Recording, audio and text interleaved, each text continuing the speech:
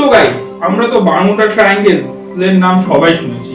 এই গ্রহের যে কুখ্যাত জায়গাগুলো রয়েছে তার মধ্যে সবচেয়ে রহস্যময় স্থান হচ্ছে কিন্তু এই বারমুডা ট্রায়াঙ্গেল।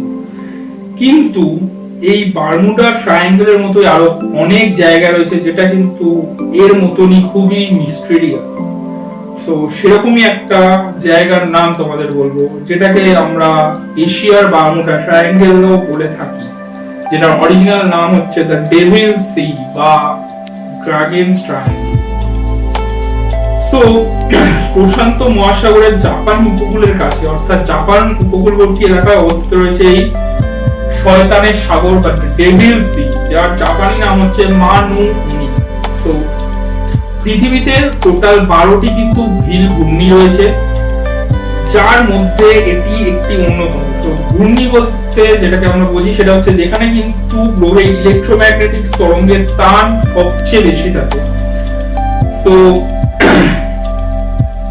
এই যে ড্রাগন ট্রায়াঙ্গেল রয়েছে এটা কিন্তু ফিলিপাইন সাগরের একটা বড় অংশ জুড়ে, বড় অংশ থেকে শুরু করে জাপান এবং বনিন দ্বীপপুঞ্জের মধ্যে একটা ত্রিভুজ হিসাবে অবস্থান করে। তো ভৌগোলিকভাবে ত্রিভুজটি কিন্তু মিয়াকের চারপাশে অবস্থিত এবং এই মিয়াক হচ্ছে একটা জাপানিজ আইল্যান্ড। তো আবার কিছু কিছু প্রতিবেদনে মানে এই যে ড্রাগনস ট্রায়াঙ্গেল বা শয়তানের সাগর এটা নিয়ে অনেক ভিন্ন মানে মতামত আছে যেটা কোথায় অ্যাকচুয়ালি অবস্থিত। কিছু কিছু জায়গা আবার এটাও বলা হয়েছে যে জাপানের পূর্ব উপকূল অঞ্চল থেকে 110 কিলোমিটার দূরে এটা অবস্থিত। আবার অনেকে মনে করেন যে জাপানি আগ্নেয়গিরি দ্বীপ আইও জিমার কাছে অবস্থিত এটা, যেটা কিন্তু জাপান থেকে 1200 কিলোমিটার দূরে অবস্থিত। সো এটা কিন্তু আঞ্চলিকভাবে বা আনুষ্ঠানিকভাবে কিন্তু এই ডেভিলস সি সেটা কিন্তু মানচিত্রের অন্তর্ভুক্ত না, তাই এক্সাক্ট জায়গাটা কিন্তু আমরা জানি না। সো এখানে যে নোটেবল ইভেন্ট, তো বারমুডা ট্রায়াঙ্গেল আমরা জানি যে বারমুডা ট্রায়াঙ্গেলের উপর দিয়ে কোনো কিছু গেলে সেটা কিন্তু আর ফিরে আসে না, ঠিক তেমনি এই যে ডেভিল সি সেখানটা নিয়ে কথিত রয়েছে যে বিজয়ী যে কুবলাই খান এবং মুঘল সাম্রাজ্যের পঞ্চম মহান খান এবং চেঙ্গিস খানের নাতি 1274 থেকে 1221 খ্রিস্টাব্দের মধ্যে এরা তিনজন আলাদা আলাদা ভাবে কিন্তু সেখানে প্রবেশের চেষ্টা করেছিল, কিন্তু সেই অঞ্চলটাতে সেই ট্রায়াঙ্গেলটাতে কিন্তু তার জাহাজ এবং 40,000 জন সদস্য কিন্তু সেখানে হারিয়ে যায় কোন এক অজ্ঞাত কারণে। তারপর কিন্তু তারা ঢুকতে পারেনি।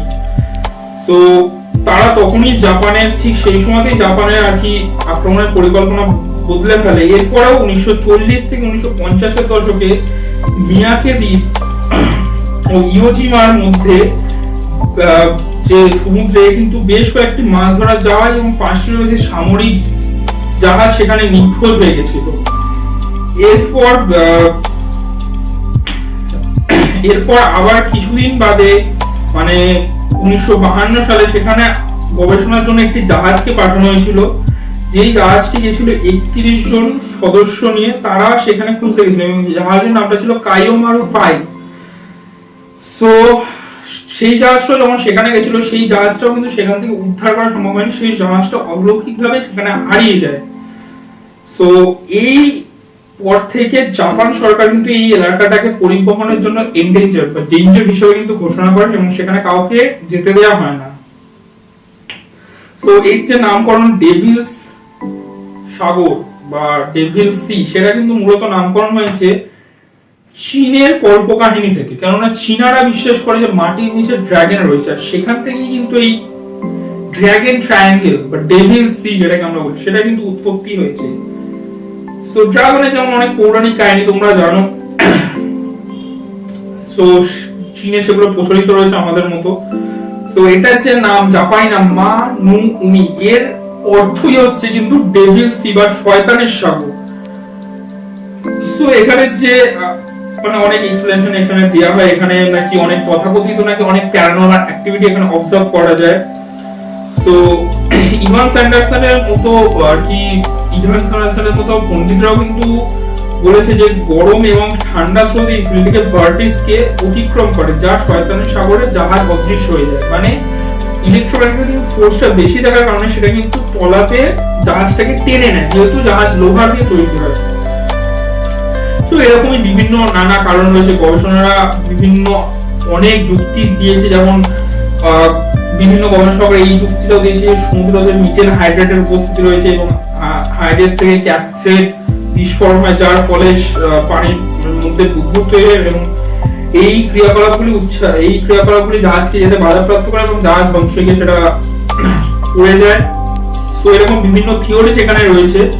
তো এটা নিয়ে অনেকবার গবেষণা করেছে, কিন্তু এটা আসল যে অরিজিনাল সত্যটা সেটা কিন্তু এখনো উন্মোচন হয়নি।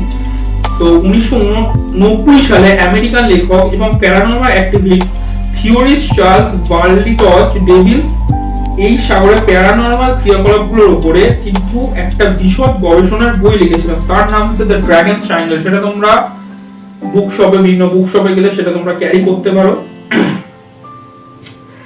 সো এই যে ত্রিভুজ বা এই যে ট্রায়াঙ্গেল, সেটাতে কিন্তু 5টি জাপানি জাহাজ, সামরিক জাহাজ এবং 700 মিলিয়নেরও বেশি মানুষের কিন্তু এখানে মৃত্যু হয়েছে, মানে তার সেই বইটা থেকে আমরা জানতে পারি। সো গাইস, আজকে এই ছিল আমাদের ভিডিওটা, দ্য ডেভিল সি বা ড্রাগনস আইল্যান্ড, ড্রাগনস ট্রায়াঙ্গেল নিয়ে। সো ভিডিওটা তোমাদের কেমন লাগলো প্লিজ জানিও, আর প্লিজ ভিডিওতে একটা লাইক করে কমেন্ট করো, শেয়ার করো।